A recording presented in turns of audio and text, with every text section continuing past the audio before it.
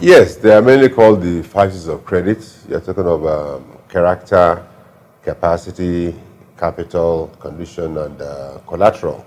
And when I said character is the most important, the best practice is that even where a prospective borrower meets four other criteria, excluding character, best practices don't lend. Because character can frustrate every other thing. Character is very, very important.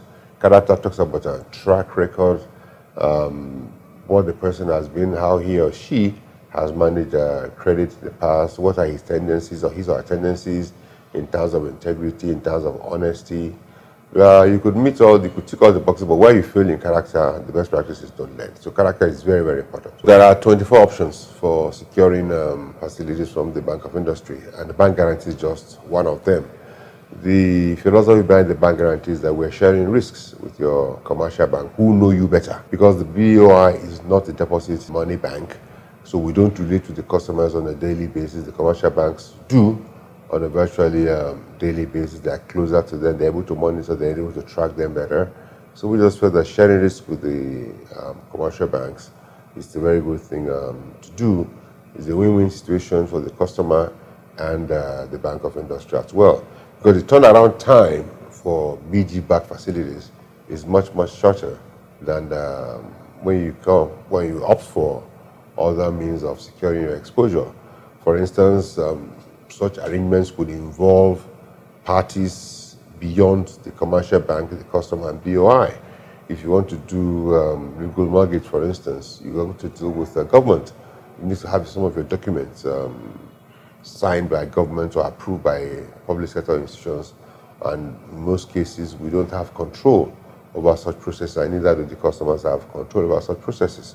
So it depends really on the customers, what they really want. Yeah, it's true that I started off my career as a sports journalist at the Nigerian Television Authority, and later I was appointed to head the economic desk. But what I did all through was that I kept improving myself. I kept conducting research. I kept reading. Because a university degree, be it a first degree or a doctorate degree, a master's degree, is just a tool to equip you with the skills you require to conquer your environment wherever you find yourself. So the quest for knowledge is very, very important. That's one thing I did a lot while I was in broadcasting.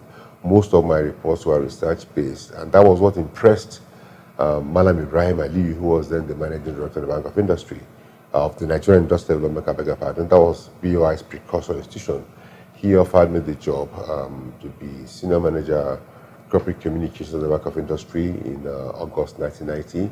And successive managements and boards of the bank, with humility, realized that I could be versatile, and they kept assigning me responsibilities. I was initially asked to be assigned company secretary in 1994, in addition to being the head of corporate communications. And in 1996, I was asked to act as the company secretary when the substantive company secretary went on retirement.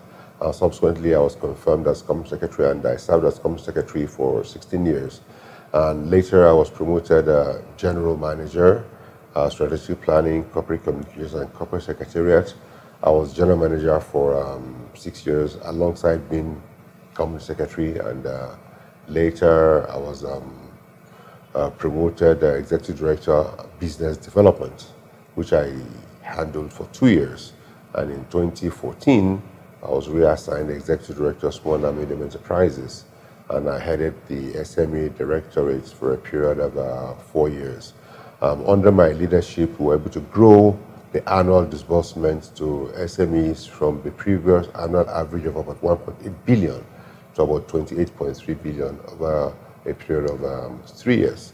So it was quite a fulfilling career at the Bank of Industry, over a 20-year period.